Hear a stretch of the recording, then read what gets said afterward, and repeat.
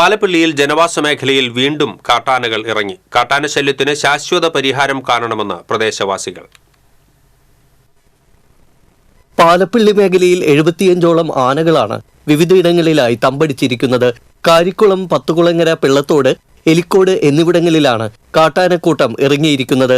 കാരിക്കുളത്തിറങ്ങിയ കാട്ടാനകൾ ജനവാസ മേഖലയിൽ നിലയുറപ്പിച്ചിരിക്കുകയാണ്. കാരിക്കുളം ബംഗ്ലാവിന് സമീപം ഇറങ്ങിയ 15ഓളം കാട്ടാനകളിൽ 4 വനമേഖലയിലേക്ക് കയറിപ്പോകാതെ പരിസരത്ത് തമ്പടിച്ചിരിക്കുന്നു.